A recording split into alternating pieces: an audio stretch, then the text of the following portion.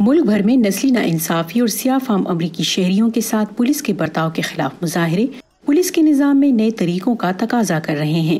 ایک ریٹائرڈ امریکی پولیس اہلکار کا کہنا ہے کہ لاس اینجلس میں کیا جانے والا ایک تجربہ تبدیلی کے لیے ایک ماڈل مہیا کر سکتا ہے۔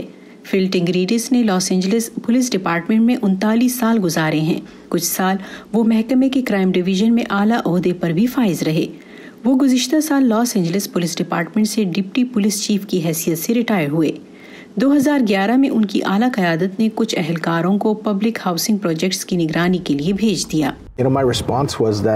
میرا جواب یہ تھا کہ کئی دہائیوں سے میرا تجربہ یہ ہے کہ ہم نے جتنی بھی اضافی نفری تعینات کی ہو یا جتنی بھی گرفتاریاں کی ہو لیکن اس کا کوئی فائدہ نہیں ہوتا، لہٰذا میں تبدیلی لانے کے لیے کچھ مختلف کروں گا۔ میں گرفتاریوں پر توجہ دیے بغیر ان سے کام لوں گا اور اہلکار شہریوں کے ساتھ تعلقات استوار کرنے اور ایسی رکاوٹوں کو ہٹانے پر توجہ مرکوز کریں جو جرائم پیشہ گروہوں کی طاقت کا سبب بن رہے ہیں۔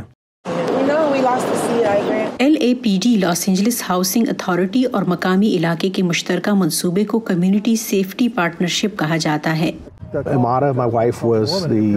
میری بیوی پولیس میں کوآرڈینیٹر تھی، تو ایسی بہت سی راتیں تھیں جب ہم دونوں اپنی ڈیوٹی سے فارغ ہو کر کمیونٹی کے لوگوں سے ملنے مقامی ہسپتال چلے جاتے۔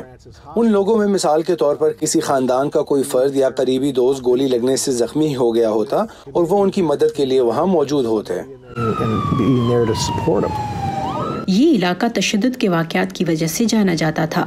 وہاں پولیس اور رہائشیوں کے مابین تناؤ بھی تھا۔ فل کا کہنا ہے کہ اہلکاروں کو اضافی کوششیں کرنا پڑتی، جیسے مقامی نوجوانوں کی ٹیموں کو رہنمائی فراہم کرنا۔ جب آپ ماضی کی خرابیوں کو دور کرنے کی کوشش کرتے ہیں تو آپ کو کچھ اضافی اقدامات اٹھانے پڑتے ہیں تاکہ لوگ سمجھ سکیں کہ آپ واقعی بہتری چاہتے ہیں۔ کمیونٹی کے لوگ اپنی پریشانیوں اور شکایات کا اظہار تو کرتے ہیں۔